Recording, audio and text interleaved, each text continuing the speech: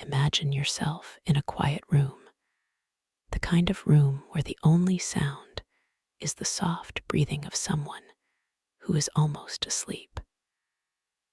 The world outside has grown still. The last light of day has faded, and you are sinking into that warm, comfortable place between wakefulness and dream. Now let your mind drift far from this room, far from this time, to a land of ancient castles, of stone walls that have stood for centuries, and of men who walked those walls in the dead of night, when the cold seemed to seep into the very bones of the earth. We are going to the Japan of the samurai, a time long before electricity, before central heating, before the little comforts that make our modern nights so easy to ignore. And we are going to ask a simple question, a question that might seem small, but which holds within it the whole story of discipline, of duty, and of the strange tricks the human mind can play when it must stay awake against all odds. How did those samurai guards, standing watch on the high parapets of drafty stone castles, manage to keep their eyes open through the long, bitter cold of a winter night? It is a question that leads us into the shadows of history, into the quiet corners of a life so different from our own, and yet, in the matter of fighting off sleep, so surprisingly familiar. Let us begin by setting the scene. Picture a castle in the late 16th century, perhaps in the mountainous region of Honshu, where winter arrives like a slow, relentless guest. The castle is a great structure of wood and stone, with roofs that curve upward like the wings of a bird, and walls so thick they seem to swallow sound. Inside the castle, there are corridors that stretch away into darkness, lit only by the flicker of oil lamps or the occasional flame of a torch. The tatami mats on the floors have been replaced by cold wooden planks in the watchtowers, and the air smells of old cedar and the faint, distant trace of burning pine. Outside, the wind moves through the pines with a sound like a long, drawn-out sigh. The snow has been falling for 3 days, and it lies thick on the ground, muffling every footstep, every whisper. The moon is hidden behind a blanket of cloud, and the world is dark, dark in a way that is hard for us to imagine, a darkness that has no relief from streetlights or passing cars. In this darkness, on a narrow walkway that circles the highest tower, a samurai stands alone. He is wrapped in several layers of kimono, and over that he wears a light armor of lacquered leather and iron. His helmet is tied beneath his chin, and his face is half hidden by the shadow of its brim.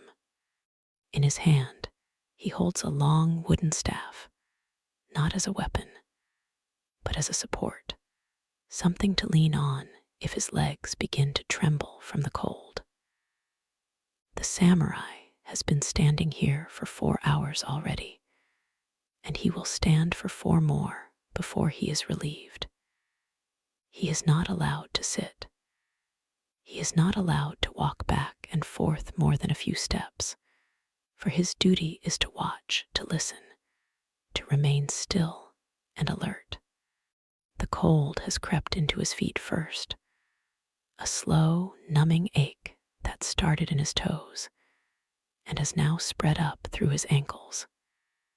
His fingers, even inside the thick cloth of his gloves, feel stiff and clumsy. His breath forms small clouds that vanish almost instantly into the night. And yet, he must not sleep. He must not even close his eyes for more than a blink. For if he does, he might miss the approach of an enemy, a band of ninja climbing the walls with hooks and ropes, or a rival lord's army moving through the forest. Or worse, he might be caught by his commander, and the shame of that would be worse than any punishment. A samurai is expected to endure, to suffer without complaint, to hold his post until the very bones of his body seem to turn to ice. So how does he do it? How does he keep the darkness of sleep from pulling him under? The answer is not a single secret, but a collection of small arts, of little tricks passed down from one guard to another, whispered in the training halls, and shared among the men who stood the night watch together. And the first of these tricks is the most obvious, and yet it is worth considering carefully. He stays awake by staying uncomfortable. It sounds almost too simple, but think about it. When you are warm and comfortable, when you are lying on a soft pillow under a thick blanket, sleep comes easily.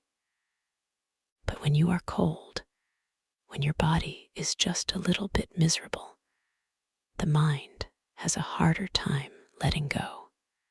The samurai knew this instinctively, and so they often made themselves just a little more uncomfortable than necessary. They would not wrap themselves in too many layers. They would leave their gloves off for a while, letting the cold air bite at their fingertips, because that sharp, stinging sensation was a very effective way to keep sleep at bay.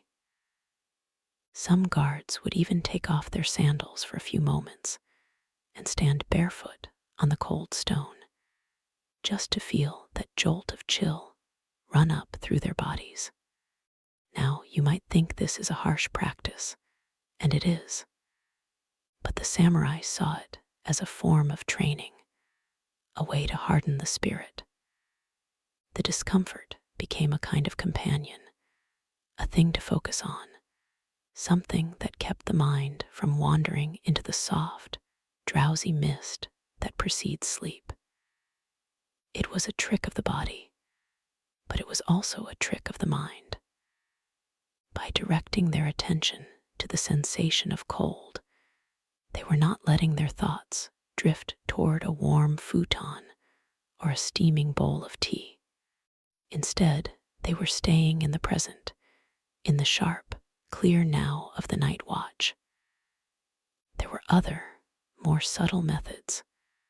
Some guards would count things. Not sheep, of course, but something more practical. They would count the number of steps along the walkway, the number of stones in the wall beneath them, the number of breaths they took in a minute. But they did it in a way that required just enough effort to keep the brain from falling into a rhythm.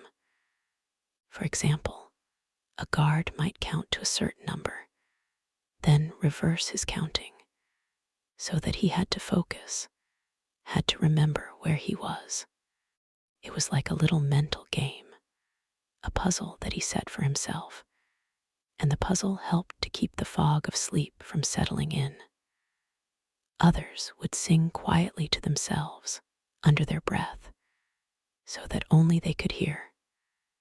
Not full songs, but little bits of poetry, their favorite lines from haiku, or the repetitive chants of Buddhist scriptures. The rhythm of the words, the focus on pronunciation and meaning, all of that served to keep the mind engaged. And if the guard knew that his commander was nearby, he might even move his lips just slightly, as if in prayer, which was perfectly acceptable, for many samurai were devout. And a quiet chant to the gods could be seen as a form of protection for the castle. But there was also a social side to staying awake. On nights when the cold was especially brutal, the guards on watch would develop a system of small signals, a way of communicating without words. They might tap their staffs lightly on the wooden walkway, a pattern of 2 taps, a pause, then 2 more, to let another guard know they were still awake. The other guard would tap back, and so they would keep in contact, like a thread of sound running through the darkness. If a guard stopped tapping, his fellow would know something was wrong, and he would investigate. This was not a formal rule, but a kind of unspoken understanding among the men who shared the long, quiet hours. It made the night feel less lonely, and it added a small responsibility, a reason to stay alert for the sake of a comrade. Perhaps the most famous method, and the one that seems to have been written down in the old texts, was the use of dried umeboshi. Umeboshi are pickled plums, incredibly sour and salty, with a flavor that can make your whole face pucker. The samurai would sometimes place a small piece of umeboshi under their tongue or just inside their cheek. The intense sourness would cause a sharp reaction in the mouth, a sudden flow of saliva, and a jolt of sensation that cut through drowsiness. It was a kind of edible alarm clock, a way to force the body to pay attention. But it was not a permanent solution. After a while, the sourness would fade, and the plums would become just another piece of food. So the guards would use them sparingly, saving them for the worst hours, the hours just before dawn, when sleep pressed down the hardest. We must also consider the weapons. A samurai guard was never without his sword, of course, and just the weight of it at his side, the knowledge of its presence, could keep him alert. But there was also a practice of holding something in the hand, a small object that required careful attention. Some guards would hold a single stone, smooth and cold, and they would turn it over and over in their fingers, focusing on its texture, its temperature, its tiny irregularities. The act of touching, of feeling, of something in the hand helped to ground them in the physical world, away from the drifting of sleep. And then there was the light. The castle watchtowers were not brightly lit.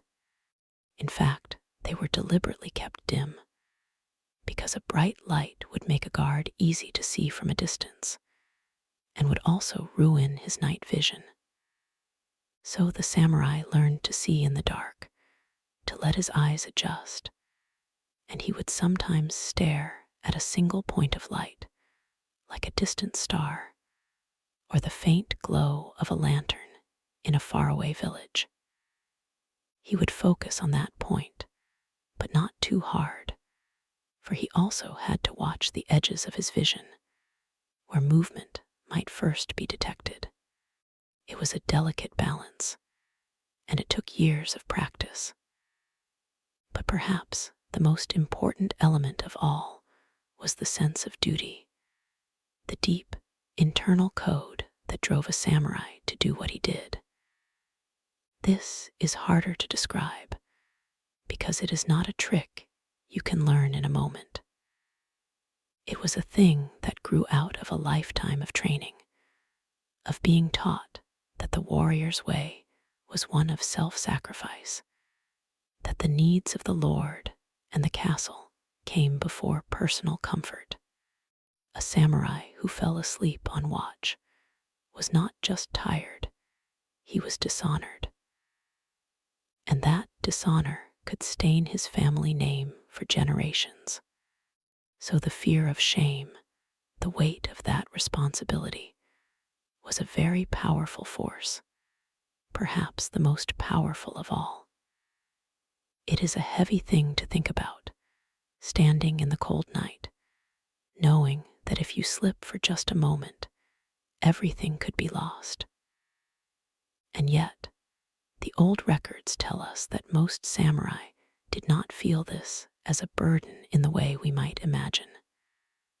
They saw it as a part of life, as natural as the changing seasons. The cold was not an enemy to be fought, but a force to be endured, like the rain or the wind.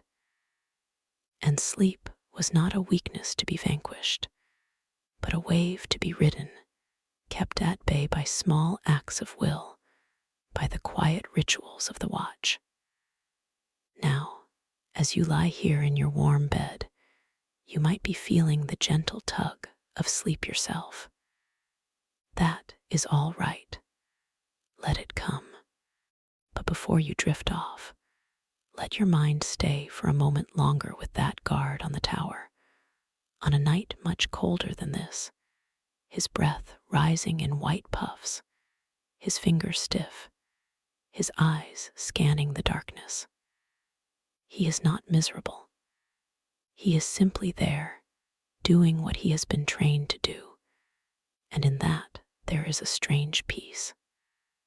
The cold is his companion, the darkness his familiar, and he will stay awake for a few more hours, because that is what it means to be a samurai.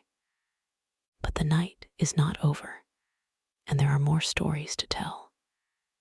In the next part of our journey, we will explore the deeper layers of this practice, the secret techniques written in the old scrolls, the herbs and foods that the guards used to keep their minds sharp, and the curious fact that sometimes staying awake is not just about fighting sleep, but about learning to move with it, like a river that flows around a stone.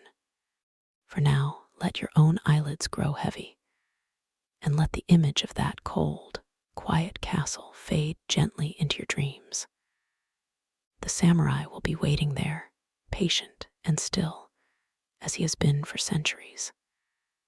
And so, as you rest your head upon the pillow, you might imagine that the samurai has faded into the mists of history, a figure frozen in time.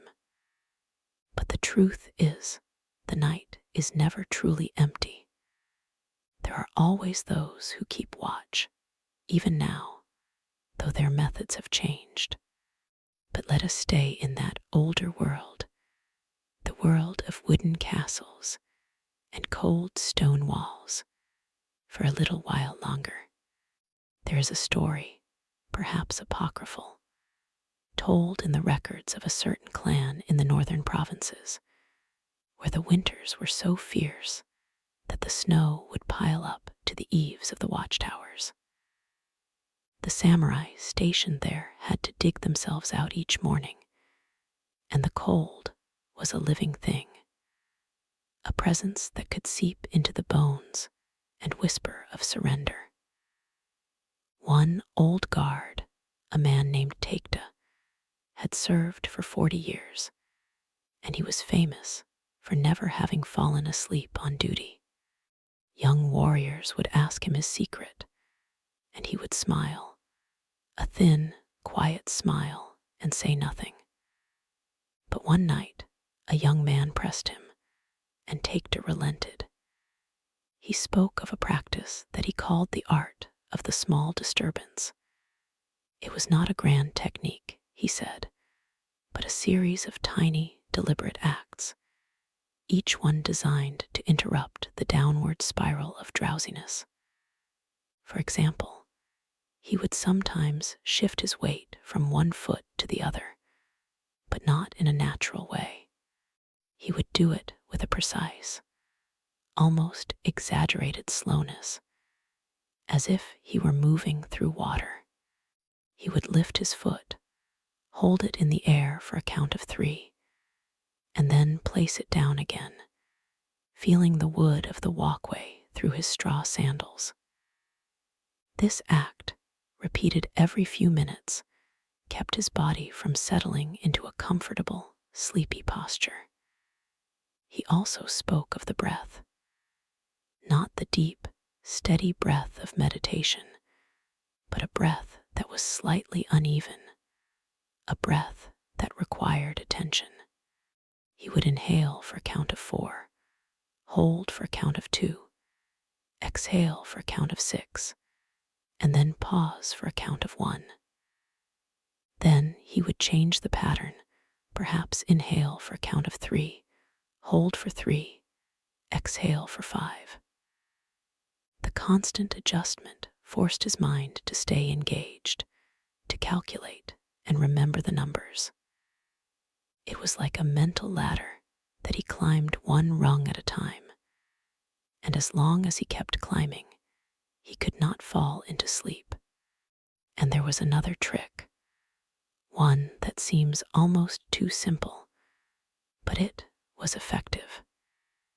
He would wet his finger, just the tip, and hold it out into the wind. The moisture would cool rapidly, and the sensation of cold on that small patch of skin would send a sharp signal to the brain. He would do this every so often, a tiny jolt that refreshed his awareness. He said that the finger would become numb after a while, so he would switch to another finger or touch the wet tip to his earlobe, which was even more sensitive. It was a delicate game of stimulus and response, and it required him to be aware of the smallest changes in his own body. The young samurai listened intently, but he also noticed that Takeda's eyes, though clear, had a distant look. The old man was not just speaking, he was remembering, and in his remembering, he was reliving the thousands of nights he had spent in the cold. It was a kind of meditation in itself, the act of recalling those nights, and it gave his words a weight that a mere lecture could not convey. There is also a record in a text known as the Budo Shishinshu, which is a collection of teachings for young warriors that mentions the use of cold water. In some castles, a bucket of water was kept near the watch post, and as the night wore on, the surface would freeze into a thin skin of ice. A guard would break the ice with his hand and then splash a little of the icy water onto his face or even onto the back of his neck. The shock was brief, but it was enough to reset the internal clock, to chase away the fog for another hour. It was a harsh method, but the old warriors believed that harshness was a necessary part of the path. Comfort was the enemy of vigilance, and they were not afraid to embrace discomfort. But there were also gentler methods, rooted in the understanding of the body's own rhythms. Some guards would deliberately eat a very light meal before their shift, avoiding heavy foods that would make them sluggish. They favored rice mixed with a small amount of ginger, or a simple soup made from miso and seaweed. These foods were warming, but they did not sit heavy in the stomach. And they would drink tea, but not too much, for too much tea would lead to a need to relieve oneself, and that was a distraction they could not afford. They sipped small amounts, just enough to moisten the throat, and they would let the warmth of the cup radiate into their hands, but not for too long, for the comfort could lure them into a false sense of ease. There is a curious detail in some accounts about the position of the body. The samurai were taught to stand in a way that was not quite natural, a stance that required a small amount of muscular effort to maintain. They would stand with their knees slightly bent, not locked, and their feet placed at a certain angle, so that the weight was distributed evenly, but with a slight forward lean. This posture, called kasumi no kami, or the mistretti stance, was said to keep the body alert because it was not a restful position. If a guard started to slump, the change in his stance would be noticeable, and he would correct it. It was a physical anchor, a way of reminding the body that it was still on duty. And then there was the matter of the eyes. The guards were trained to use their peripheral vision as much as their direct sight. Staring directly at a single point would tire the eyes and invite a trance-like state. Instead, they would soften their gaze, letting their eyes roam gently over the landscape, picking up movements at the edges.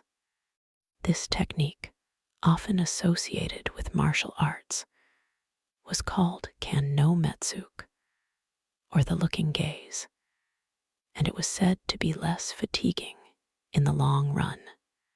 It also helped the guard to notice things that a fixed stare might miss, like a shadow that shifted slightly, or a patch of darkness that seemed deeper than it should be. The night was not empty. It was full of small differences, and the trained eye could read them like a language. You might wonder, in all of this, whether the guards ever felt a sense of companionship with the darkness itself.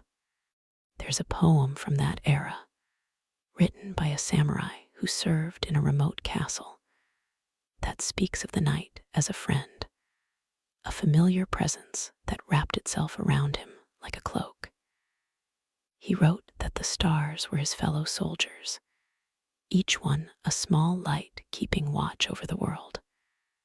And the wind, though cold, was a voice that spoke to him of distant places.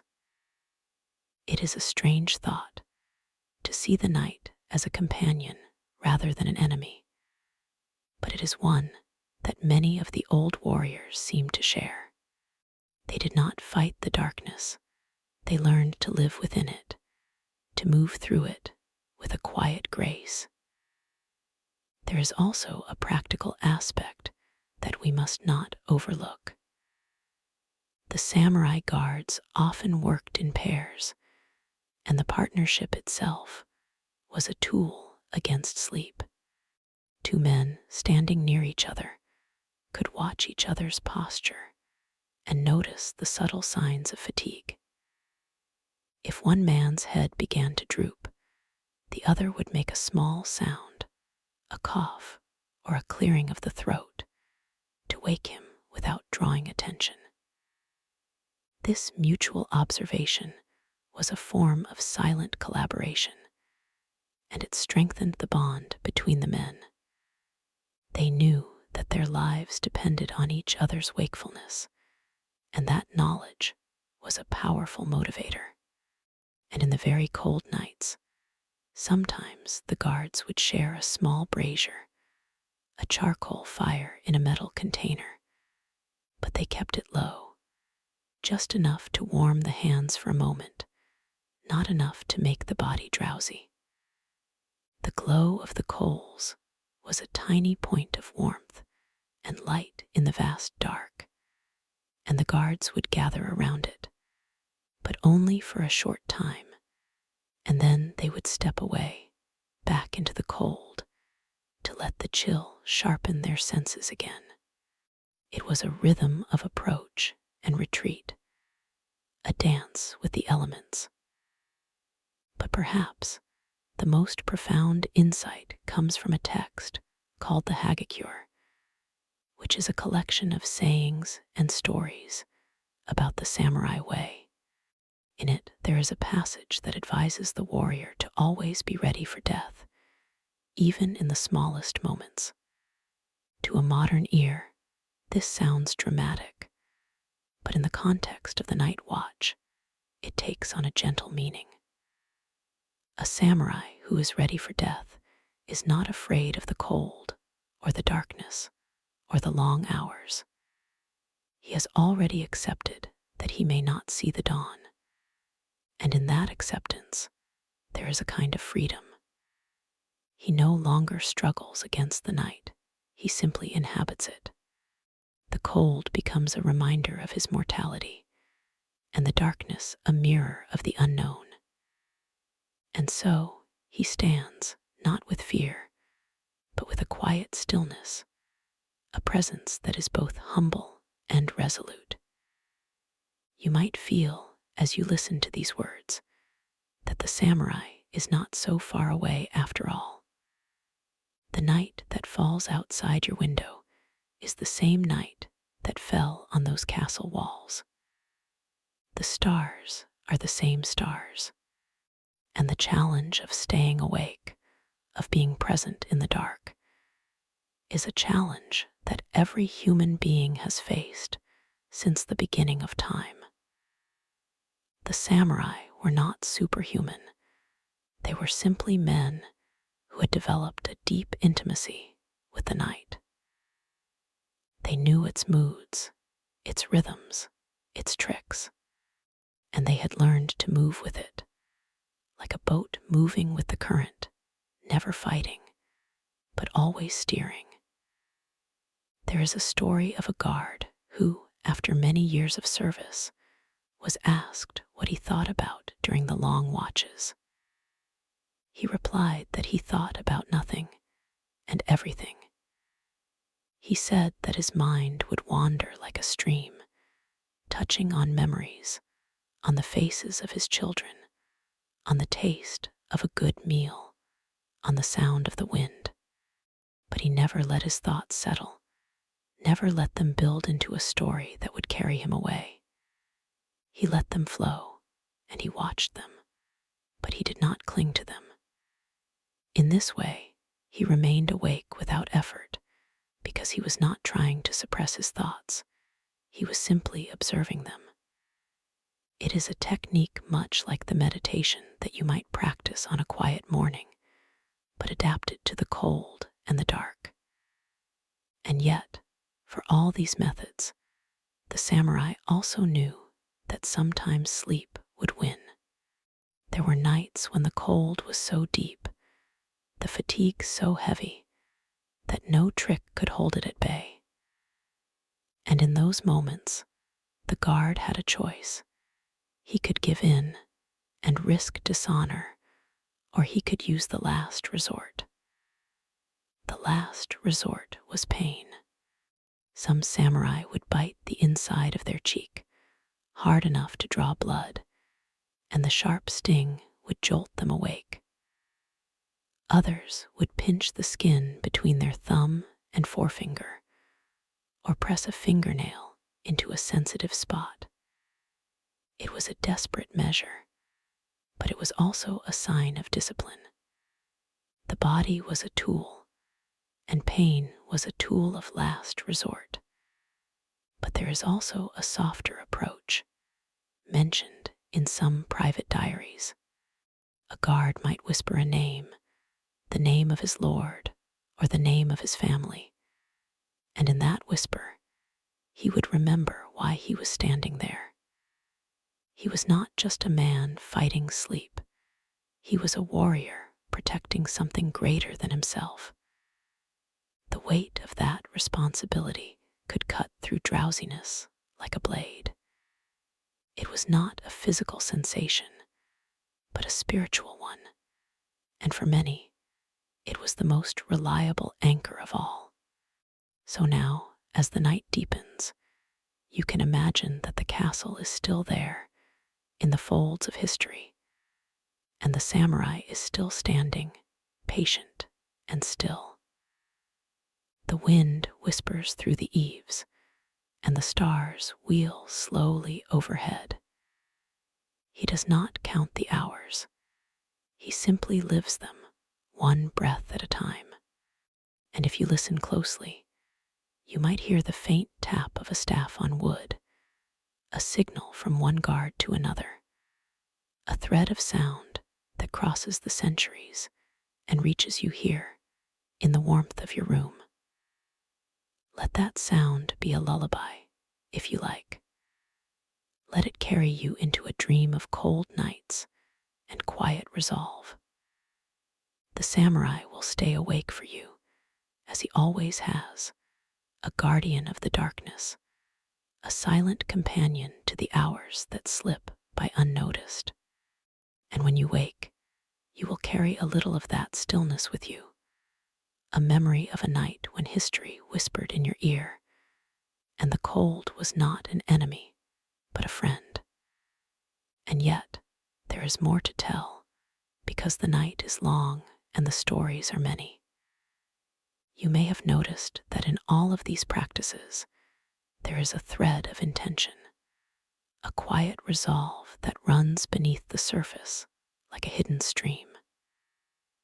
The samurai did not simply endure the cold, they entered into a relationship with it.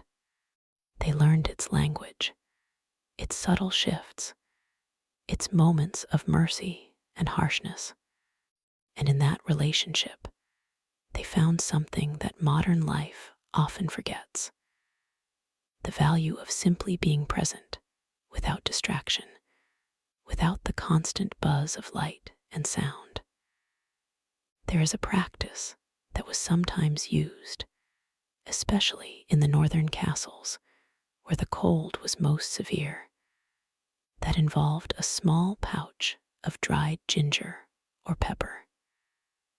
The guard would hold it in his mouth, letting the sharpness gently irritate the tongue and throat. It was not a dramatic jolt, but a slow, steady stimulation that kept the senses alert without the heavy drowsiness that comes after a sudden shock. The heat of the ginger would spread through the mouth, and the guard would feel a warmth that was not from any fire, but from the spice itself. It was a trick of the body, a way of borrowing energy from the plant kingdom, and it worked remarkably well. And then there was the matter of the breath. In the cold air, every exhalation turned into a small cloud of mist, and the guards learned to watch their own breath as a kind of meditation. They would inhale slowly, counting to 4, then hold for a count of 4, then exhale for a count of 4, and pause for a count of 4. This fourfold rhythm, known in many traditions as the square breath, had a calming effect on the mind while also keeping the body warm.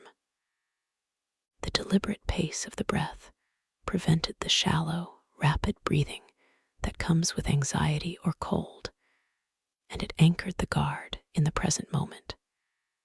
He could feel the air entering his nose, cold and sharp, and then leaving, warmer and softer.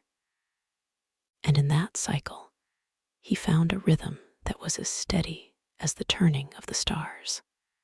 You might think that such a focus on the breath would make a person more sleepy, but in fact, the opposite is true. When the mind is fully occupied with the simple act of breathing, there is no room for the wandering thoughts that lead to drowsiness. The guard was not fighting sleep. He was simply too engaged in the present to be pulled away. It is a paradox that many meditators have discovered. The more you try to stay awake, the more you invite sleep. But the more you immerse yourself in the moment, the more wakeful you become. There is also a tradition of writing, or rather, of silent recitation. Some guards would memorize poems, long sequences of verses that they would repeat in their minds, line by line, as the hours passed. The poems were often about nature, about the moon, about the changing seasons.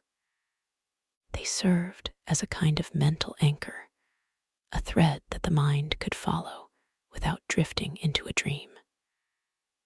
And because the poems were rhythmic, they mimicked the natural cadence of the night, the slow pulse of the world turned inward. One such poem, written by a guard named Tachibana no Naramaro, speaks of a night so cold that the frost formed tiny crystals on the edge of his sleeve. He wrote that he watched these crystals grow, branch by branch, like miniature trees, and in their delicate structure, he saw the patience of the universe. And he said that in watching them, he forgot the cold, because his attention was wholly on the beauty of the moment. It is a lesson that might serve you too on a sleepless night. When you cannot escape the discomfort, you can instead turn your attention to the details, to the small wonders that surround you. And in doing so, you may find that the discomfort becomes bearable, perhaps even meaningful. The samurai also had a practice of changing their posture very slightly over time. They would shift their weight from one foot to the other, but not in a restless way. They would do it slowly, like a tree bending in the wind. They would rotate their shoulders, roll their necks, flex their fingers inside their gloves. These micro-movements kept the blood flowing and prevented the stiffness that leads to a heavy drowsiness. It was a silent dance, invisible to anyone watching from a distance, but deeply felt by the one performing it. And in between these movements, there were moments of absolute stillness. The guard would stand like a statue, so still that he seemed to become part of the architecture.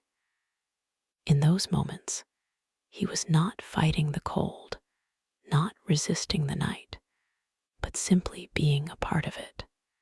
He would let his hearing extend outward, picking up the faintest sounds, the rustle of a leaf, the distant bark of a fox, the creak of a wooden beam settling.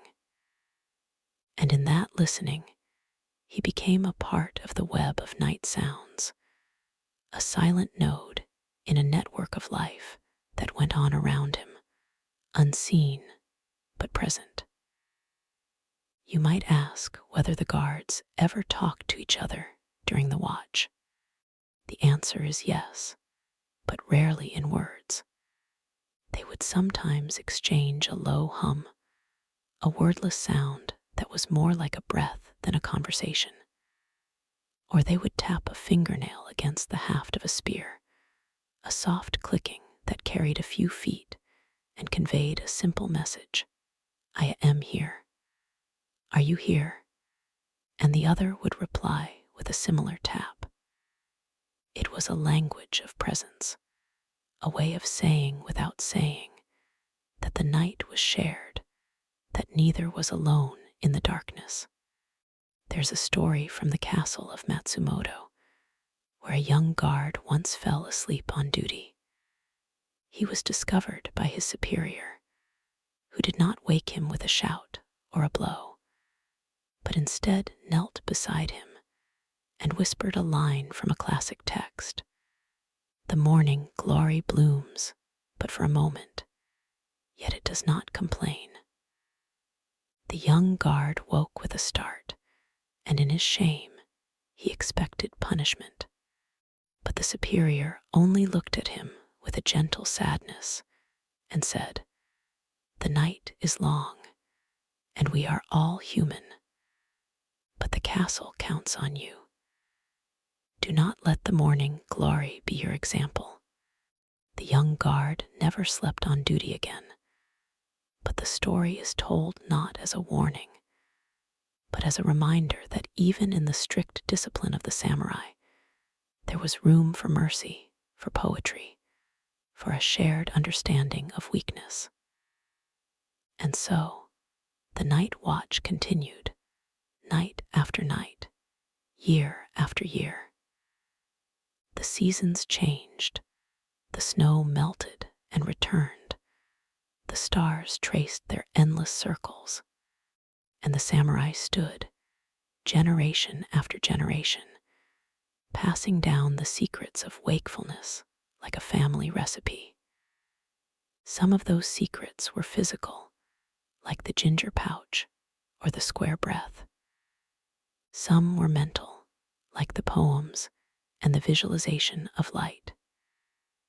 And some were spiritual, like the acceptance of death, the companionship of the darkness, the quiet bond between two men standing in the cold. There is one more practice that deserves mention, because it is so simple and so common that it might be overlooked. The samurai would often bring a small flask of tea, but not the hot, steaming tea of a tea house. This was a cold tea, brewed strong, and carried in a small gourd or a bamboo tube. The bitterness of the tea was a stimulant, but more than that, the act of taking a sip was a ritual. It broke the long monotony, and it gave the guard something to look forward to, a small marker in the endless river of night. He would save the tea for the darkest hour, the hour when sleep pressed hardest, and the bitter taste would be a signal to the body. This is the time to be most alert. And the guards also used humor, though it may seem strange to mention it now. In the quiet of the night, when the cold was deep and the hours stretched, a guard might remember a foolish thing that happened during the day, and he would smile to himself, a small, private smile that no one saw. That smile was a warmth of a different kind, a memory of joy that could cut through the gloom.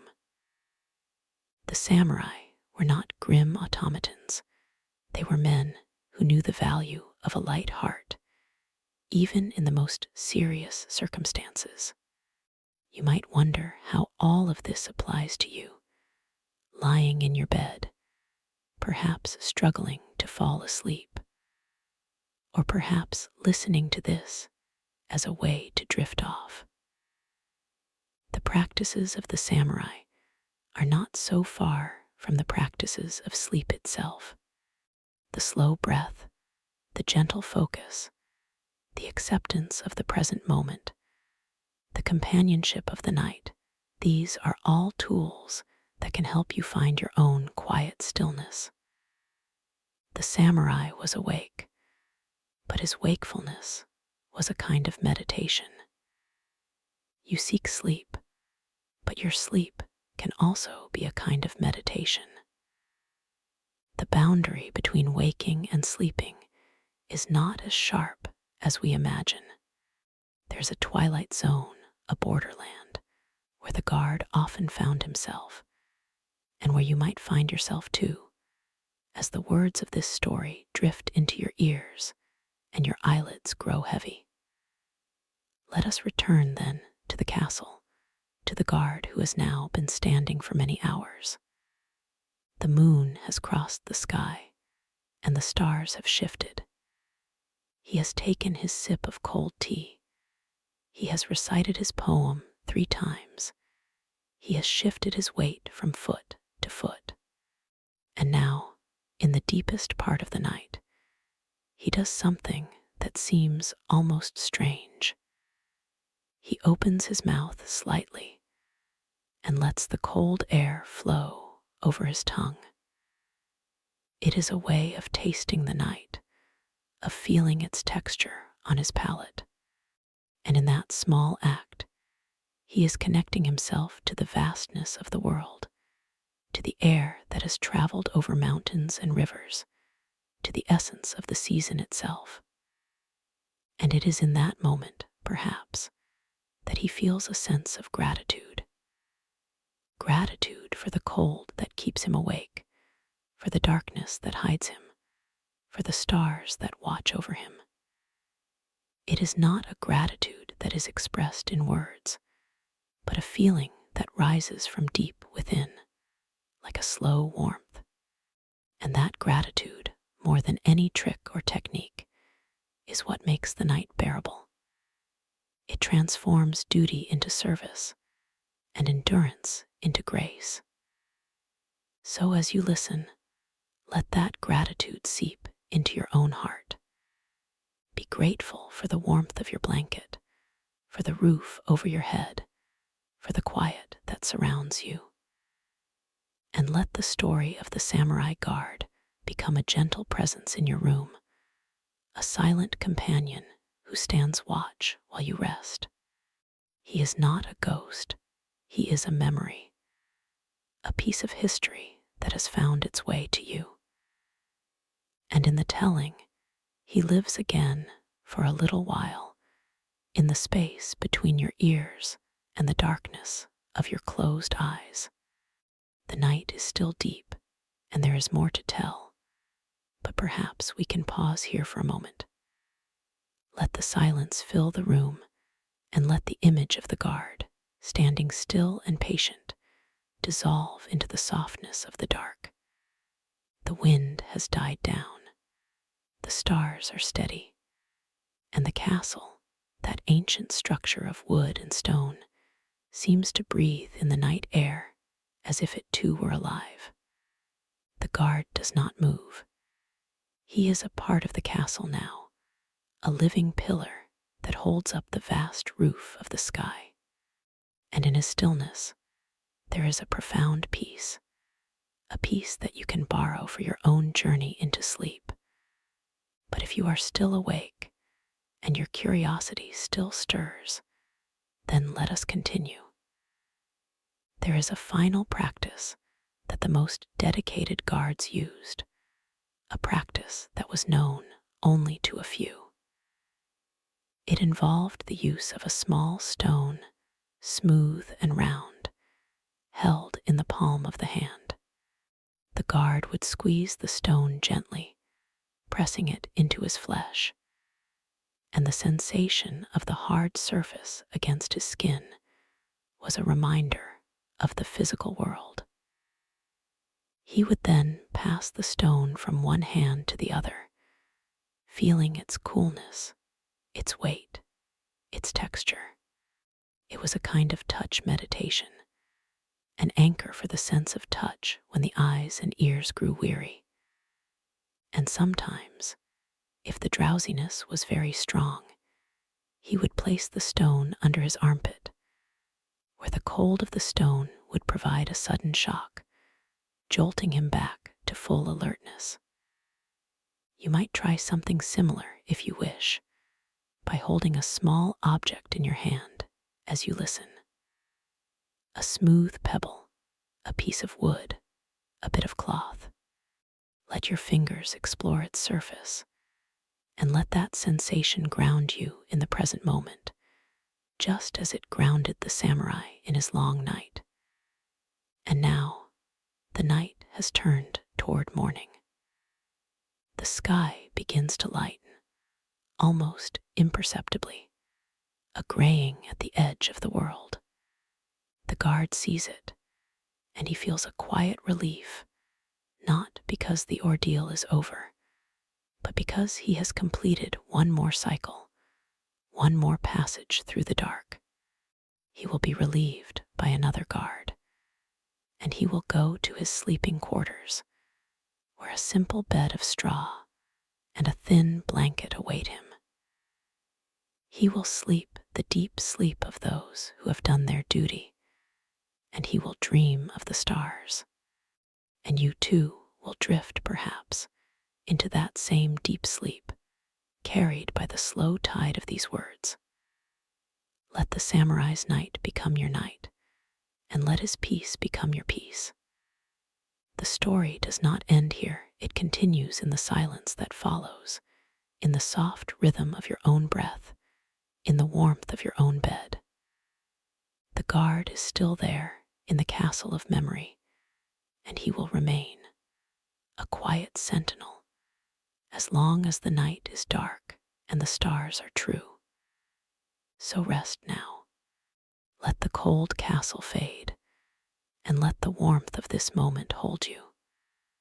The story has found its way into your heart, and there it will stay, a small light in the darkness, a reminder that even in the longest night, there is a way to be present, to be awake, and to be at peace. Good night, dear listener. May your sleep be deep and your dreams be gentle. And if you wake in the middle of the night, remember the ginger, the breath, the stone, and the stars. They are all still there, waiting for you, just as they waited for the samurai 1,000 years ago. And yet, the night is not quite over. There is still a story within the story, a tale that lingers like the last ember in a fire. Let us turn back, just for a moment, to the guard who stands in the cold, the one we left as the sky began to lighten. For even as the first pale blush of dawn touches the horizon, the guard's duty is not yet complete. The night has its own rhythm, and the transition from darkness to light is a delicate time, a time when shadows shift and the world seems to hold its breath. You see, the samurai guard was not merely a sentinel against human enemies. He was also a witness to the unseen, a keeper of the threshold between night and day. In the old stories, the hour before dawn was considered the most liminal, the most charged with spiritual energy. It was a time when the boundaries between worlds grew thin, when the kami, the spirits of nature and ancestors, might brush against the mortal realm. The guard, standing alone at the edge of the castle wall, was trained to sense these gentle presences, not with fear, but with a quiet respect. He would listen for the rustle of leaves that had no wind, the distant sound of a bell that had not been struck, the soft whisper of a name he did not know. But these were not terrifying experiences. They were simply part of the fabric of the night, as natural as the dew that formed on the wooden railings. The guard learned to accept them, to let them pass through his awareness like smoke through an open window. He knew that the spirits were not there to harm him, but to remind him of the vastness of existence, of the cycles of life and death that turned beneath the surface of the world. And so, in the darkest hour, he would sometimes offer a small prayer, a murmured phrase of gratitude to the unseen, and then he would return to his silent watch. Now, let us consider the guard's relationship with the weather. We have spoken of the cold, but the weather in Japan could be far more varied. There were nights of heavy rain, when the guard stood beneath a narrow eaves, his robes soaked through, the water dripping from the brim of his conical hat. The rain was a different kind of challenge. It dulled the sounds, made the ground slippery, and numbed the fingers more quickly than the dry cold. But the rain also had a strange comfort. The steady drumming on the roof tiles, the gurgle of water in the gutters, the soft hiss of drops on leaves, these sounds created a kind of white noise, a lullaby that could either soothe or threaten to lull the guard to sleep. To combat the rain's drowsy effect, the guard would focus on the details of the falling water. He would watch a single droplet form on a leaf, tremble, and then fall, counting the seconds until it hit the ground. He would listen to the way the rain changed tone as it struck different surfaces, the sharp tap on stone, the softer pat on earth, the almost musical plink on a metal fitting. By giving his full attention to the rain, he transformed it from an enemy into an ally.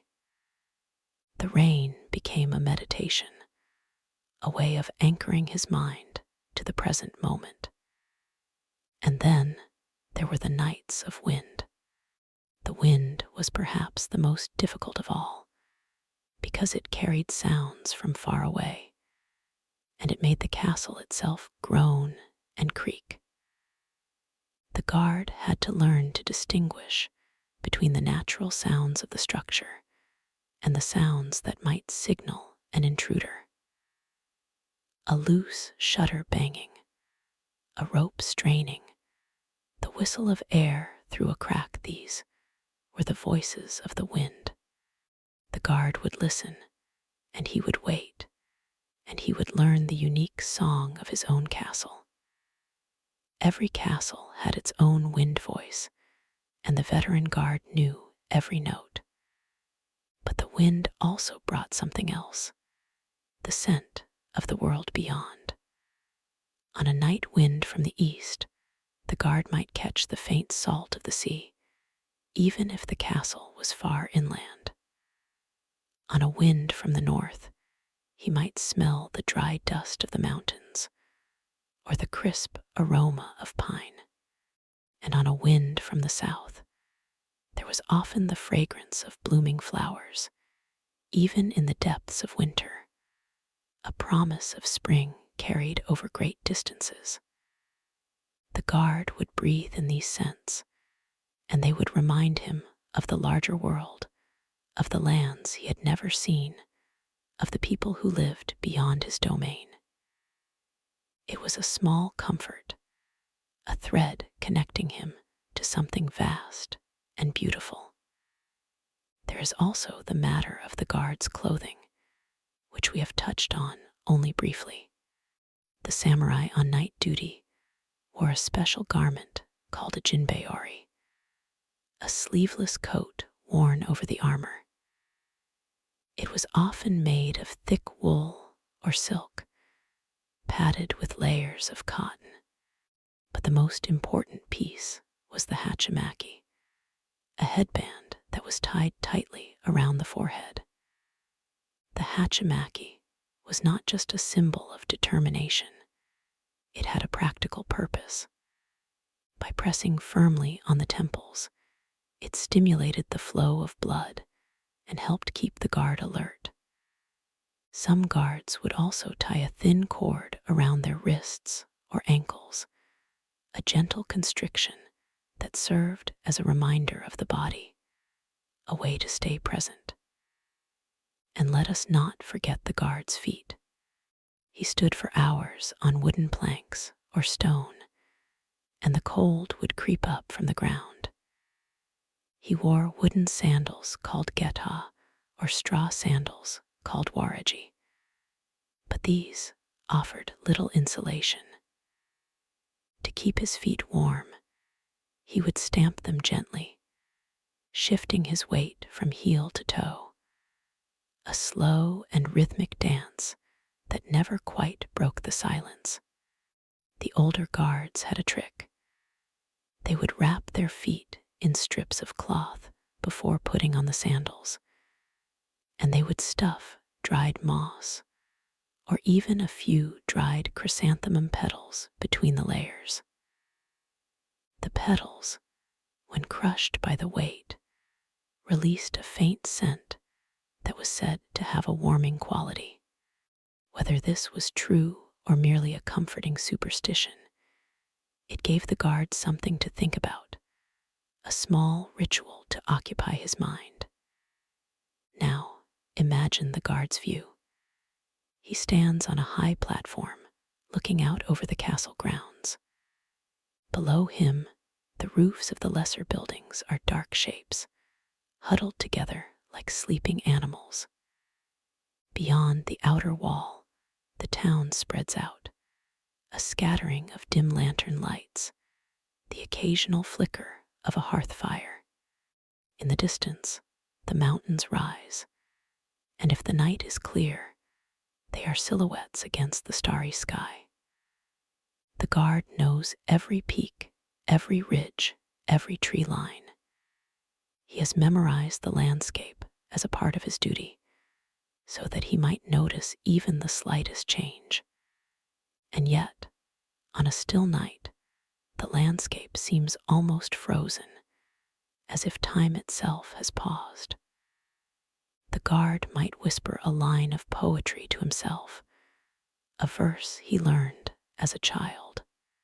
He might think of the old saying, "The night is a black robe that covers the world, but the stars are the embroidered flowers." And he would feel a small thrill at the beauty of it, even in the cold. Poetry was not a luxury for the samurai, it was a necessity. It trained the mind to see the world in a certain way, to find elegance and meaning in the mundane. A guard who could compose a poem about the frost on the wooden railing was a guard who could endure the night with grace. Let us wander now into a different kind of night.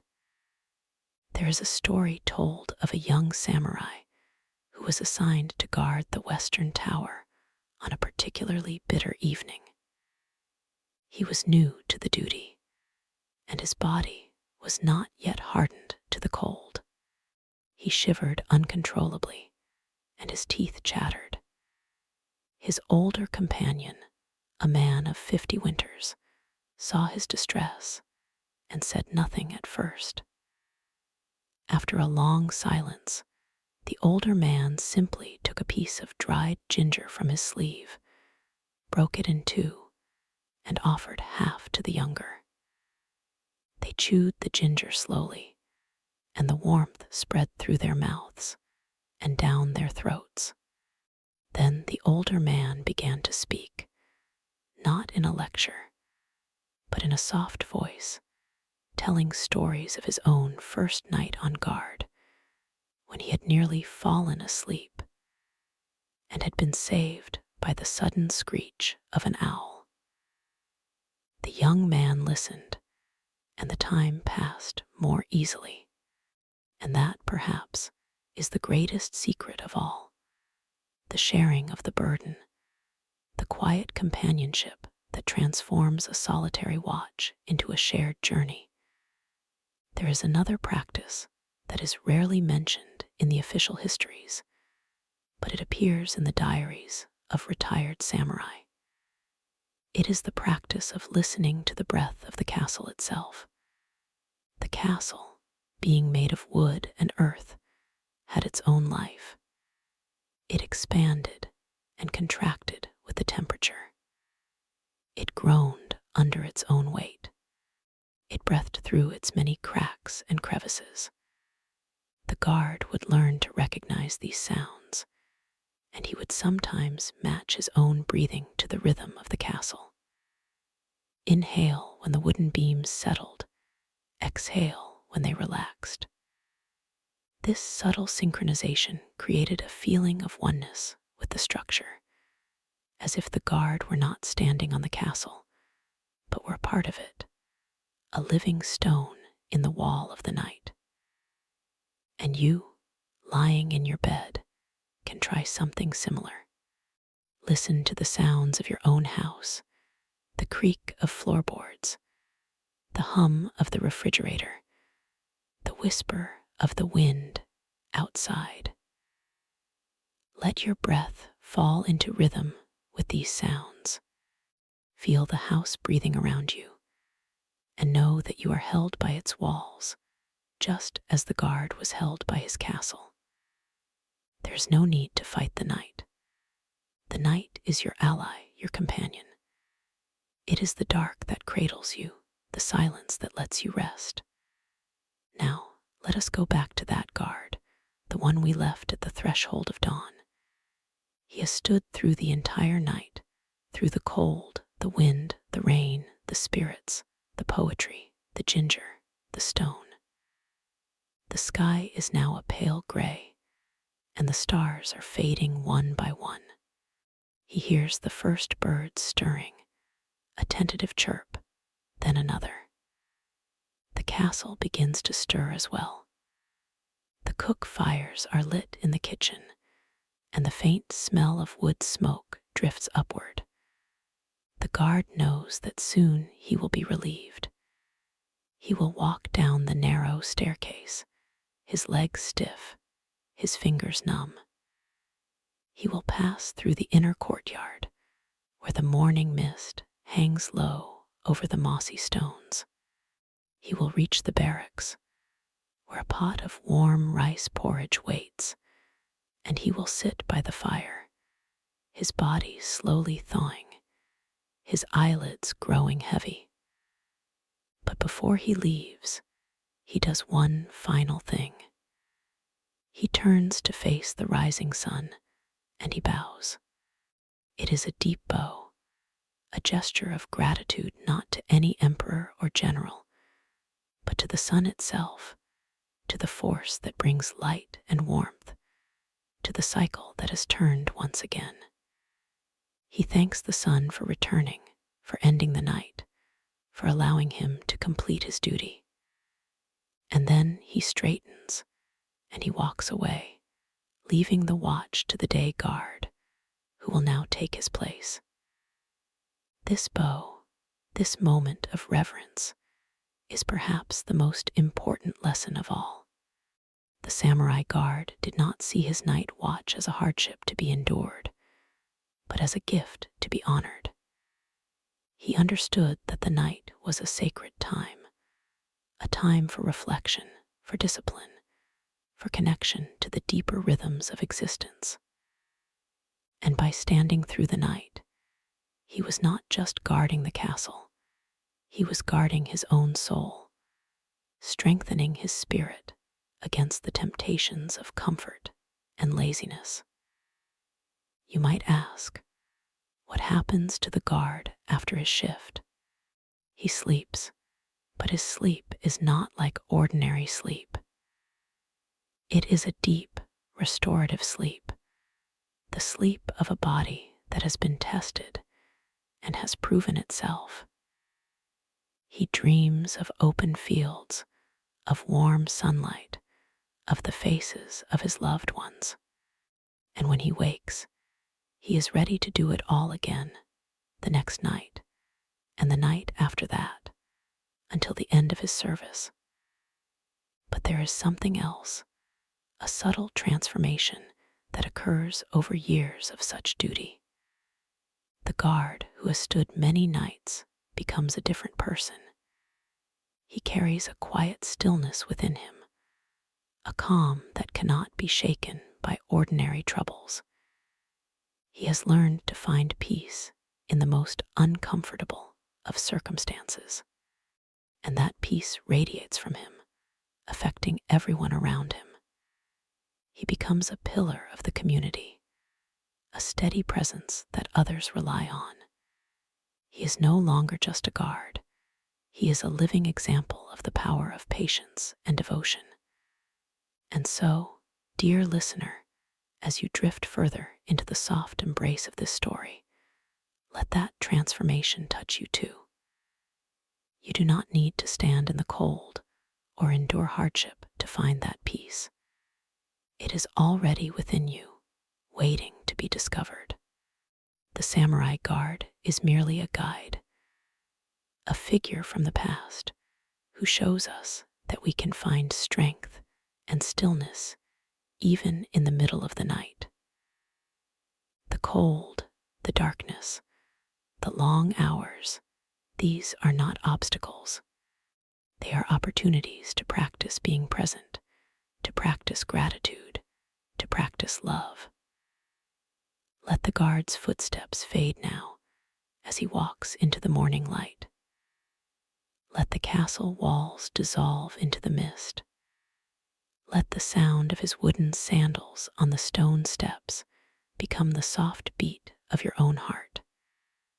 The night is over, but the story continues, not in words, but in the quiet thought that stays with you as you close your eyes. The guard is still there in the castle of memory, and he will remain a quiet sentinel as long as the night is dark and the stars are true. But wait, the story is not yet complete. There is one more practice, a practice so subtle that it is almost invisible, and yet it is the foundation of all the others. It is the practice of zanshin, a Japanese concept that means remaining mind or lingering awareness. It is the state of relaxed alertness that the guard cultivates not just during his watch, but in every moment of his life. Zanshin is the ability to be fully present, to respond to whatever arises without anticipation or hesitation. It is a state of mind that is both soft and sharp, like a pool of water that reflects the moon perfectly, yet ripples at the slightest touch.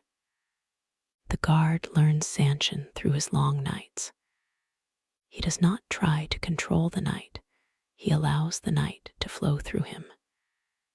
He does not resist the cold, he accepts the cold as a sensation, nothing more.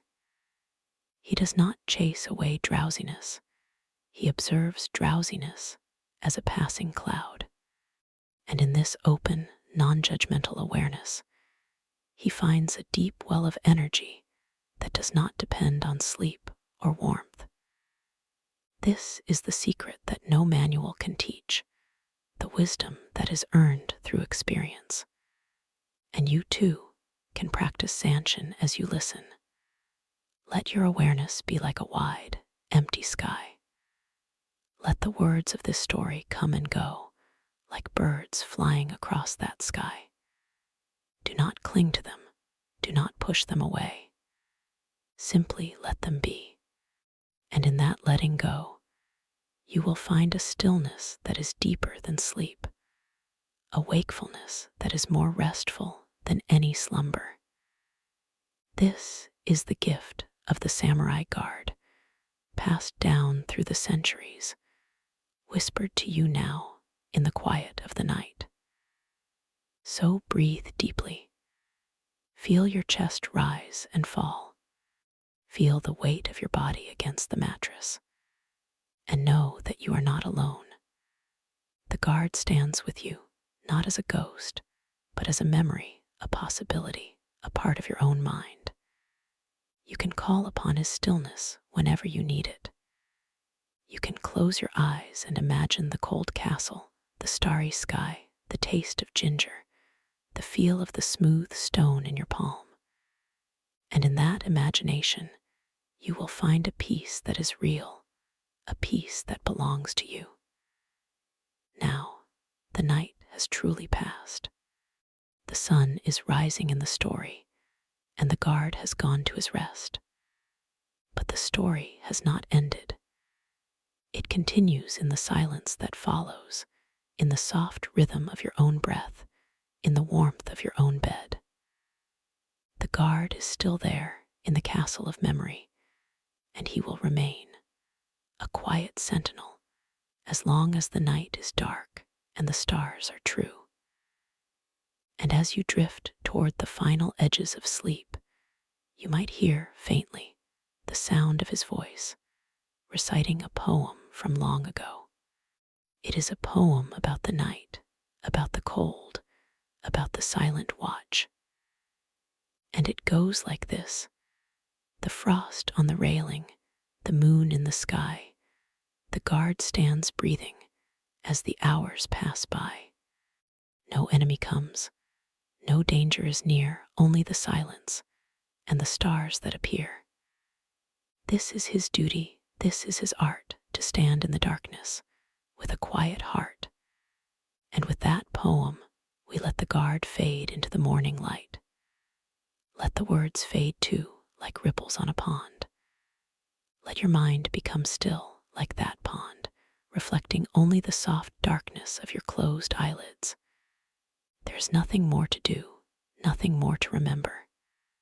Just this moment, this breath, this rest. Good night, dear listener. May your sleep be deep and your dreams be gentle. And if you wake in the middle of the night, remember the ginger, the breath, the stone, the stars, and the quiet heart of the samurai who stands watch in the castle of your own imagination. And so, dear listener, as you lie there in the warmth of your own bed, you might think that the story is finished. The guard has bowed to the sun and walked away. The poem has been recited, and the night has dissolved into morning. But the truth is that the night never truly ends in the castle. There are many nights, many guards, many small rituals that have been passed down through generations, and each one is a thread in a vast tapestry of stillness and vigilance. You have only seen one thread tonight. Let us pull another and see where it leads. Imagine, if you will, a different guard. He is older, perhaps 60 years of age, with a face that has been etched by countless winter winds. His name is Sato, and he has been standing watch for over 40 years. He no longer needs the ginger or the breathing exercises. His body has learned the rhythm of the night so deeply that it moves like a slow river without effort. Tonight, he sits in a small alcove near the top of the keep, not because he is tired, but because he wants to feel the stone against his back. The stone is cold, but he does not mind. He has known the cold for so long that it has become a kind of companion, a familiar pressure that reminds him he is alive. Sato holds a small piece of charcoal in his hand, and on a scrap of paper he writes a haiku. His hand is steady, though the light from the single lantern flickers. He writes about the frost on the window, about the cry of a distant owl, about the emptiness of the hour before dawn. He does not plan the poem. It rises from the stillness like a bubble from deep water. This is another secret of the night guard. The night is a time for creation, for allowing thoughts to drift and settle into form. The guard who writes poetry is not distracted from his duty. Rather, he is deepening his attention, learning to see the world with fresh eyes. You might wonder, dear listener, what happens to all these poems? Some are lost, burned in the morning fire, because the act of writing is more important than the words themselves. Others are kept in small boxes, tucked away in the barracks, and years later they are discovered by a younger guard who feels the same cold, hears the same owl, and knows that he is part of a long line of silent watchers. The poems are not masterpieces. They are simple, like the frost on the railing, like the moon in the sky. But they carry the weight of lived experience, and when you read them, you feel the night closing in around you. Now, let us drift to another part of the castle, a place that is seldom mentioned in the histories. It is the kitchen, where the night cook prepares a small meal for the guards. The cook is a woman named Hana, and she has been working in the castle kitchens since she was a girl. She knows the guards by their footsteps, by the way they clear their throats, by the faint smell of tobacco or incense that clings to their clothes. She prepares a simple broth made from dried fish and seaweed, with a few slices of ginger floating on top. She adds a spoonful of miso paste, and she stirs the pot with a wooden ladle that has been worn smooth by decades of use. Hana does not sleep much. She has learned to nap in short bursts, between the hours when the fire needs tending or the water needs boiling. She knows that the guards depend on her, and that a warm bowl of broth can make the difference between a night of suffering and a night of endurance. She does not think of herself as heroic. She is simply doing what needs to be done. But if you were to ask Sato, he would tell you that Hana is the true guardian of the castle, the one who keeps the flames of warmth alive while the rest of the world sleeps. And so, dear listener, as you lie here, you might consider the many hands that hold up the night. The guard is not alone. There is the cook, the stable boy who checks on the horses, the old woman who trims the lantern wicks, the young apprentice who cleans the ash from the braziers. Each one plays a small part in the great quiet theater of the night, and each one, in their own way, practices the same art of presence. The stable boy does not think about the cold. He thinks about the warmth of the horse's breath, the soft nicker in the dark. The old woman does not rush. She moves slowly, carefully, as if each wick were a living thing that needed gentle handling. This is the secret that we often forget. The night is not a void to be filled with anxiety or boredom. It is a canvas, a space where small acts of care become visible. When you are lying awake at night, you are not just waiting for sleep. You are participating in this ancient ritual, this quiet companionship with all those who have ever stood watch. You are a guard in your own castle, the castle of your own mind, and the same tools that helped the samurai can help you. The breath, the small object held in the hand, the poem that forms in the quiet. Let us pause here and take a breath together. As you inhale, feel the air entering your lungs, cool and fresh. As you exhale, feel the tension leaving your shoulders, your neck, your jaw. The night is wide, but your awareness is even wider. You can hold the entire world in the space of a single breath if you let it be that way. The castle walls are not around you, they are inside you, built from the stones of memory and imagination. And you are the guard who walks those walls, steady and calm. Now imagine a sound. It is a bell far away, perhaps from a temple in the hills. The bell is struck once, and the sound travels across the valley, through the trees, over the castle walls, and into your room. It is a low, resonant tone that seems to hang in the air for a long time, like a note that refuses to fade. The guard in the castle hears the same bell, and he uses it as a reminder to bring his attention back to the present moment. The bell is a friend, a small marker of time that does not demand anything from him. He simply listens, and in listening, he is renewed. You can do the same, dear listener. If you hear a distant sound tonight, whether it is a car passing on the street, the hum of a refrigerator, or the soft rustle of leaves outside your window, let it be your bell. Let it remind you that the night is alive, that you are alive, and that there is nothing you need to do except be here. The sound does not interrupt your rest, it deepens it, like a stone dropped into a still pond, sending ripples outward that eventually settle back into calm.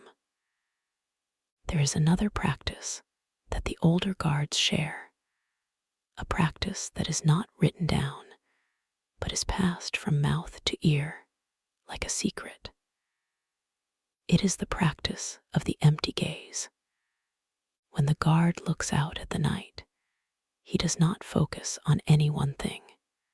He lets his eyes relax so that the entire landscape becomes a soft blur, like a painting that has been smudged by rain. In this blur, he can sense movement without seeing it clearly, can feel the presence of a deer or a bird without staring directly at it.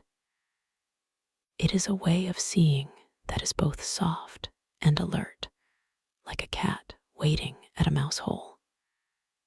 You can try this now with your eyes closed. Imagine that you are looking out at a vast, dark field dotted with trees and rocks. Do not try to see details. Instead, let your vision become diffuse, like a cloud. Notice the subtle changes in darkness, the faint shapes that seem to shift. This is not a test, it is a gift.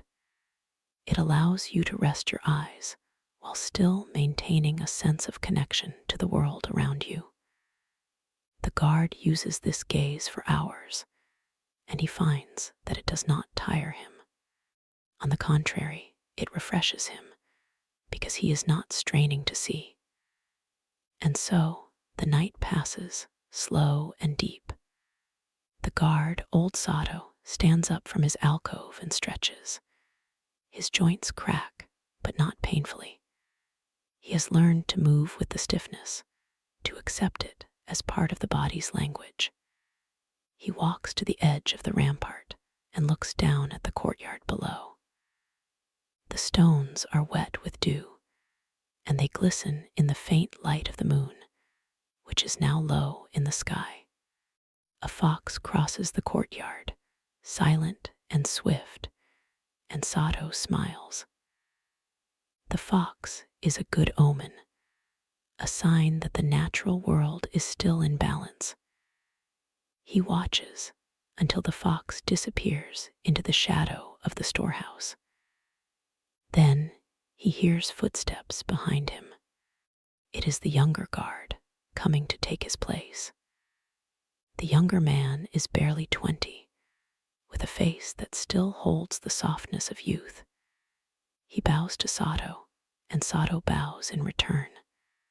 There is no need for words. The exchange of the watch is a ritual that has been performed thousands of times, and the silence between them is full of meaning. Sato hands the younger man a small piece of dried ginger, wrapped in a cloth. The younger man accepts it with both hands, a gesture of respect. And then Sato walks away down the stairs into the warm darkness of the interior. As he descends, he passes the kitchen. Hana is there, wiping a bowl with a cloth. She looks up and nods. Sato pauses, and for a moment they share a look that says everything. The night was quiet, the broth was warm, and the castle is safe for another cycle. Then Sato continues to the barracks, where he lies down on his futon. He does not fall asleep immediately. He lies on his back, his hands folded over his chest, and he listens to the sounds of the night. The distant bell, the creak of wood, the breathing of the other guards who are already asleep. Lets these sounds wash over him, and gradually his own breathing slows, and he drifts into a dreamless rest. Dear listener, you too are descending now. You are following Sato down the stairs of your own mind into a deeper, quieter place. The words of this story are fading like the last ember of a fire. You do not need to hold on to them. Let them go. Let your thoughts become like the soft ash that settles in the hearth. There is nothing more you need to understand, nothing more you need to remember. The guard, the cook, the fox, the bell, they are all part of you now, woven into the fabric of your quiet. So breathe and let your body sink a little deeper into the mattress. Feel the weight of the blankets, the stillness of the air. The night is long, but you are not in a hurry. There is no alarm clock waiting, no duty calling. You are free to rest, free to be still. And if sleep comes, let it come gently, like a friend who has been waiting outside the door. If sleep does not come, that is also fine. The night is a friend, not an enemy. You can lie here, awake and calm, and know that you are part of a great tradition of quiet watchers. Before we go further, let me tell you one more thing, a small detail that may bring a smile to your lips. In some castles, the guards would keep a small jar of pickled plums in their pocket, not to eat, but to hold. The salt and sourness would be a reminder of the earth, of the simple pleasures of life. When the night felt too long, the guard would reach into his pocket and touch the plum, and he would feel a surge of gratitude for the hands that had picked the fruit, the hands that had fermented it, the hands that had placed it in his pocket. That little connection to the world of taste and touch was enough to carry him through the darkest hours. You can have your own jar of plums, dear listener. It might be a smooth stone, a piece of jewelry, a photograph, or simply the memory of a kind word spoken to you today. Keep it close and let it remind you that you are not alone. You are held by the same earth, the same air, the same quiet rhythm that has held every guard who ever stood watch on a cold castle night. And now, as the story continues to unfold in the silence, let us return to the castle one last time. The moon has set, and the sky is turning a deep, soft blue-gray. The younger guard is standing in the spot where Sato stood, and he is practicing the empty gaze. He feels the cold on his cheeks, the rough wood of the railing under his hands. He hears the rustle of a bird in the eaves, the distant bark of a dog. He does not try to hold onto any of these sensations. He lets them come and go, like clouds. And in that letting go, he feels a deep sense of peace, a peace that is not dependent on comfort or warmth. He thinks about his father, who was also a guard, and who taught him the art of the night. His father had died 5 years ago in the spring, but the younger guard feels his presence still, like a whisper in the wind. He knows that his father stood on this very spot on countless nights, and that the stones have absorbed his footsteps, merged them with the footsteps of countless others. The castle is not just walls and roofs. It is a living memory, a vessel that holds the devotion of everyone who has ever served it. And you, dear listener, are also part of that memory. You are not separate from the castle. You are a visitor, a dreamer. But your presence here, in this moment, adds a new thread to the tapestry. Attention, your willingness to listen, your quiet breathing, these are all gifts. You are honoring the guards, the cooks, the stable boys, the old women with their lantern wicks. You are keeping the story alive just by being here. So let us end this part of the night together, not with a conclusion, but with a soft opening onward. The guard is still there, your own inner guard, standing watch in the castle of your heart. And he is smiling because he knows that the night is beautiful and that you have come to know it too. The cold, the darkness, the long hours, they are not obstacles. They are the path itself. Now you may close your eyes fully if you have not already. Let the words of this story dissolve into the gentle hum of your own body. Let the castle fade, the ginger fade, the bell fade. There is only you and the soft darkness and the slow rhythm of your breath. This is the true gift, not the story, but the stillness that the story has led you to. Rest here for as long as you like. The night is deep and you are safe. And yet, dear listener, even as you rest in that deep safety, the night continues to unfold in its own patient way. The younger guard, whose name we have not yet learned, remains at his post.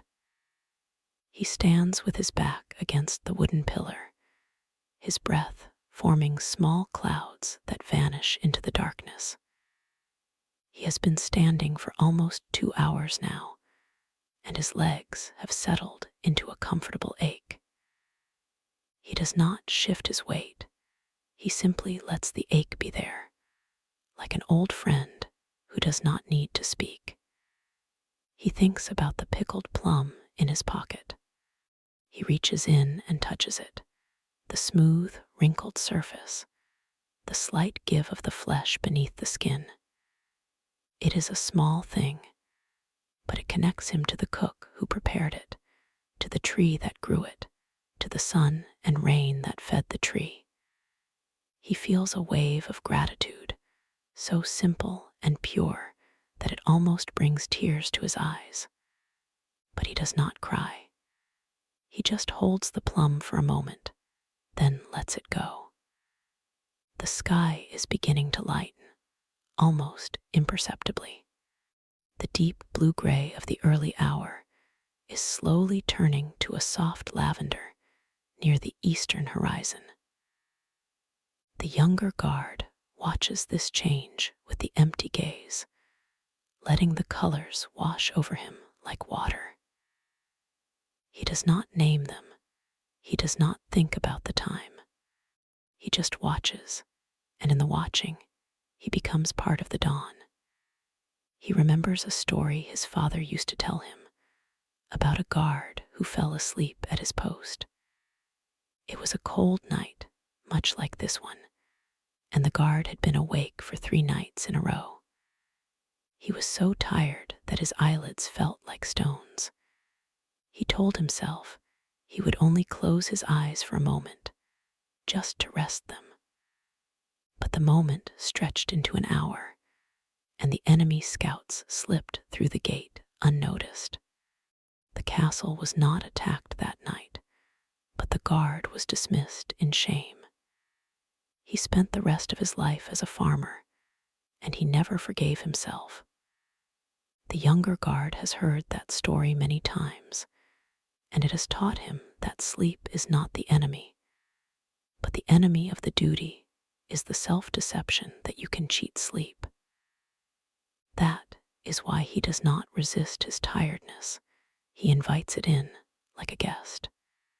He says to himself, I am tired. I am very tired. And he lets the tiredness sit beside him, filling his bones with a heavy warmth. But he does not let it close his eyes. He keeps his eyes open, soft, and diffuse, and he lets the tiredness be a companion rather than a foe. He thinks about the old guard Sato, who is now sleeping in the barracks. He imagines Sato lying on his futon, his breathing slow, and even his face relaxed. He envies Sato not for his sleep, but for his ability to let go so completely when his watch is over. That is a skill too, the younger guard realizes, to be fully present on duty and fully absent off duty. It takes years of practice. The younger guard has been serving for only 2 years. He still feels the weight of each night, the long hours that stretch like a river that never ends. But he is learning. He is learning to find the stillness inside the waiting.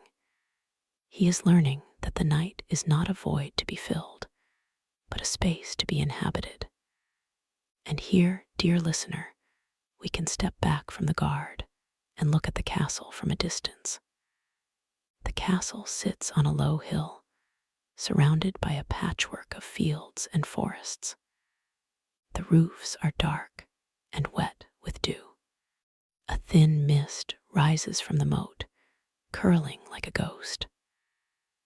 The first birds begin to sing, tentative notes, like a child testing the water. The light grows slowly, as if the sun itself is reluctant to rise, preferring the quiet of the night. Inside the castle, the cook Hannah has already started the fire. She blows on the embers, and they glow orange, casting a warm light on her face. She adds a few small sticks, then a larger log. The fire crackles and pops, and the smell of smoke mixes with the smell of the dried persimmons hanging from the rafters. She will make a simple breakfast: rice, miso soup, and a pickled vegetable. It is the same breakfast she has made for 40 years, but she never tires of it. There's a comfort in repetition, a rhythm that anchors the day. She thinks about the guards who will come down soon, their faces red from the cold, their hands stiff. She will serve them hot tea first, and they will hold the cups with both hands, letting the warmth seep into their fingers. They will not talk much, they are too tired for words, but there will be a quiet camaraderie, a shared understanding that comes from having survived another night. The younger guard, still on duty, hears the faint sound of the kitchen door opening and closing. He knows that Hannah is awake, and the knowledge comforts him. The castle is waking up slowly, like a great beast stirring from a long sleep. He feels a sense of relief, but also a touch of sadness. The night is ending, and he has grown fond of the darkness, of the stillness, of the companionship of the stars. He looks up at the sky, now a pale blue with streaks of pink. The stars have faded one by one, like candles being extinguished. He bids them farewell silently, thanking them for their company. Then he hears footsteps on the stairs. It is the next guard, a man in his 30s named Taro. Taro is known for his steady nerves and his love of poetry. He bows to the younger guard, and the younger guard bows back. They exchange the plum and the dried ginger, a ritual that binds them across the generations. The younger guard descends the stairs, his legs stiff but his heart light. He passes the kitchen and sees Hannah stirring the pot. She nods, and he nods back. He does not stop. He is too tired to talk. He walks to the barracks, where he removes his sandals and lies down on his futon. The mattress is thin, but it feels like a cloud. He lies on his back, his hands folded over his chest, and he lets the sounds of the morning wash over him. The crackle of the fire, the clatter of bowls, the distant crow of a rooster. He does not try to sleep. He simply rests, his eyes closed, his breath slow. And now, dear listener, you are with him. You are lying on your own futon, in your own room, in your own quiet corner of the world. The night has passed and the morning is here, but you do not need to rise yet. You can stay here in the soft gray light and let your body sink deeper into the mattress. There is no rush. The sun will wait for you. The world will wait for you. You have been on watch with the guards of the cold castle nights. You have learned their secrets: the empty gaze, the pickled plum, the friendship of the fox. You have walked the ramparts, felt the wind, listened to the bell. And now, as the story fades like the last star in the morning sky, you carry those secrets with you. They are not just stories, they are invitations. The next time you find yourself awake in the middle of the night, or waiting for something with no clear end, you can remember the guard. You can soften your gaze. You can touch the smooth stone in your pocket. You can let the night be your companion, not your enemy. So rest now. The night is done, but the quiet remains. And in that quiet, you are safe. You are held. You are part of the long, gentle history of those who have watched and waited through the cold, dark hours. Good night, dear listener. Sleep well and dream of foxes and lanterns and the soft breathing of the castle as it turns toward the light. But before you drift off completely, let us stay with the guard for just a moment longer. His breath has slowed and his body has melted into the futon. The sounds of the castle are becoming softer, as if the walls themselves are sinking into a gentle hum. He is on the edge of sleep now, that fragile boundary where thoughts turn to whispers and the world loses its sharp edges. He thinks of nothing and everything at once: the color of the dawn, the taste of the pickled plum, the memory of his father's voice telling the story of the guard who fell asleep. That guard is no longer a warning. He is a companion, a fellow traveler on the long road of duty and rest. The fox, too, is settling. She has returned to her den beneath the old oak tree, curling into a tight ball, her bushy tail wrapping around her nose. She does not dream of castles or guards. She dreams of the rustle of leaves and the scent of mice. The night has been kind to her, and she is grateful. In the silence of the den, she lets her body relax, each muscle letting go in a wave of warmth.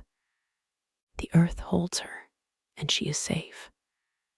And somewhere in the castle, the samurai lord stirs in his chamber. He has not slept well. The weight of his office presses on him, even in the dark. But he hears the bell from the night watch, clear and steady, and he knows that the castle is guarded. He feels a flicker of gratitude, not for any particular guard, but for the long chain of watchers that stretches back centuries, each one borrowing strength from the next. He closes his eyes and lets the sound of the bell carry him into a shallow sleep. The cook Hana, now that breakfast is simmering, wipes her hands on her apron and steps outside. The air is cold and clean. She looks up at the sky, now washed in gold and pink, and breathes deeply. She has seen thousands of dawns, but each one feels new. She thinks of her mother, who taught her to make pickled plums, and her grandmother, who taught her mother. The recipe has not changed in 100 years, and it will not change after she is gone. That continuity is a quiet kind of immortality. She hears a soft footstep behind her. It is the old guard, Sato, who has woken early. He stands beside her, not speaking. They watch the sunrise together, two old friends who have shared many such mornings. The light touches their faces, and they are both still and present. After a long silence, Sato says, "The young one did well tonight." Hana nods. "They always do," she says, "and that is enough." Now, dear listener, the story has truly reached its end. The castle is awake. But you do not have to be. You can stay in this gentle place where the night and the morning meet, where the guards and the cooks and the foxes all find their rest. You have walked with them, waited with them, and now you can let go. The weight of the night has been carried by others. You need only feel the softness of your pillow, the slow rhythm of your breath. Close your eyes. Picture the guard's empty gaze, the warm glow of the lantern, the fox's quiet breath. Let those images dissolve into the darkness behind your lids. There's nothing more to watch for now. The bell has rung, the dawn has come, and you are free to sink into the deep, quiet arms of sleep. Good night, dear listener. Sleep well and dream of castles and kindness, and the silent fortitude of those who keep watch through the long, cold hours. The night is over, but the peace it offered remains with you, a soft blanket for your rest,